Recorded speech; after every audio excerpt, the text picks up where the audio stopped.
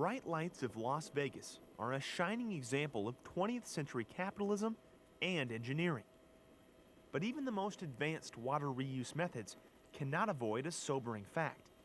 Vegas is running out of water, and some critics say the city's leaders are running out of options. There is no large city that has successfully stopped its growth. It cannot be done. Go look at and count the cranes. You run into some real constitutional problems. We can't say we'll service you, but we won't service you. If we say there's no water, it's everybody. Pat Mulroy is a 23-year veteran of the Southern Nevada Water Authority and has built a reputation as the region's water czar.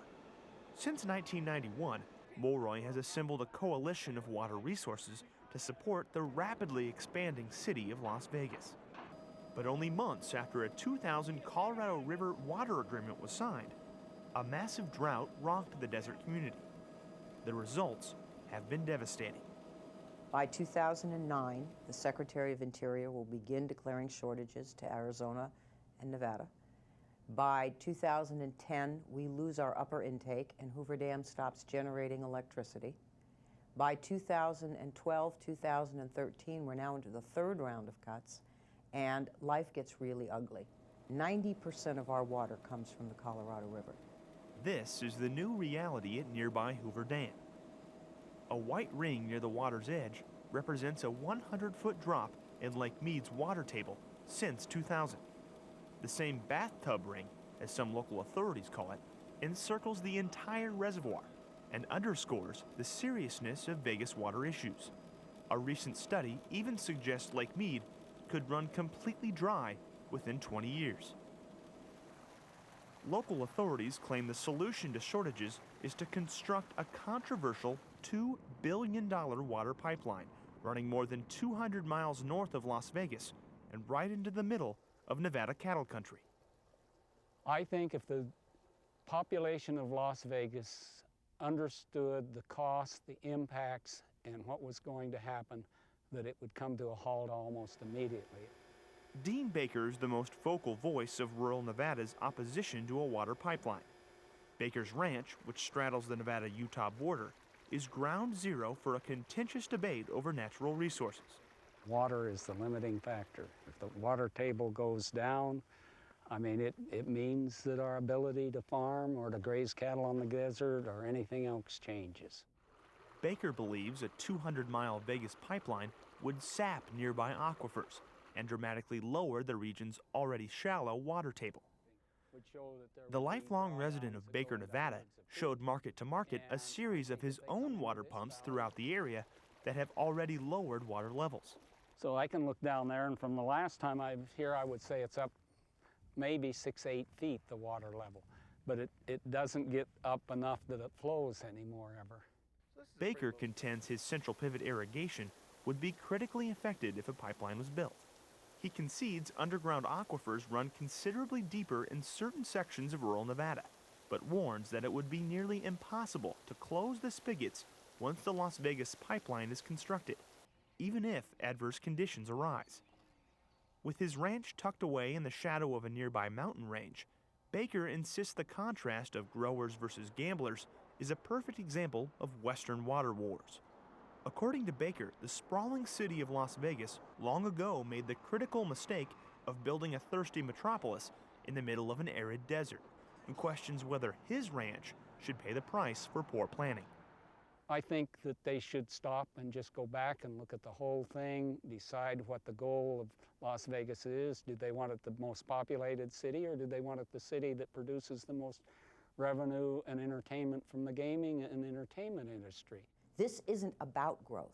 This is about a community of over 2 million people losing 90% of its water supply.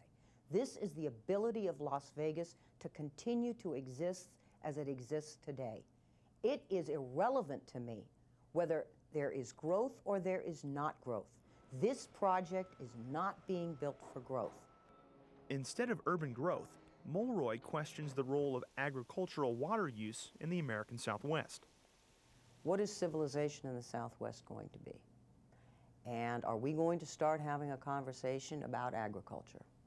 How much agriculture should we be growing in the most arid area of the United States? But Mulroy's contention avoids the unique problems of Las Vegas. 17 of the 20 largest hotels in the United States sit along the famed Las Vegas Strip. Complete with lavish architecture and elaborate water features, the business sector seems to ignore the cold reality of water shortages. But despite popular belief, the casinos actually reuse nearly all of their water through advanced purification and recycling technology. According to the Southern Nevada Water Authority, these massive hotels represent less than 3% of the entire water use in Las Vegas and contribute a majority of the community's tourism dollars and remain as the top revenue generator in the entire state. Hydrologists blame the rapid urban expansion of Las Vegas and the demand for lavishly green golf courses. But the Southern Nevada Water Authority has taken measures to promote water conservation, including promoting the use of desert landscaping while issuing fines against homeowners for watering their lawns, and heavily charging high water users like golf courses. But at the rate Las Vegas is growing, can you conserve yourself out of this problem? No community can. But the need for additional resources is managed through that. I mean, this entire time that we've continued to grow, we've not increased the amount of water we're using. I mean, it's all been through conservation savings, but you're absolutely right. You reach a point where you've conserved, and now you've hardened the supply. Pat Mulroy's opinions on growing demand and a water pipeline are key issues in rural Nevada. Baker, Nevada business owner Gary Perea views Las Vegas and the decisions of Mulroy as desperate measures by a distressed city. She's, a very determined person, but I think she's wrong. I think she has been blinded or is so desperate for water that she's seeing a mirage up here. Perea, a former county commissioner, has seen rural versus urban conflicts firsthand, but clearly favors the opinions of farmers and ranchers like Dean Baker. They have said over and over again that they have to be able to grow to pay for yesterday's growth. That is how their thinking is, that, and at the point when they stop growing, it's time for them to start paying the bills. A final decision on the $2 billion water pipeline is now in the hands of a state water engineer, as Las Vegas business leaders hope to begin pumping by 2015.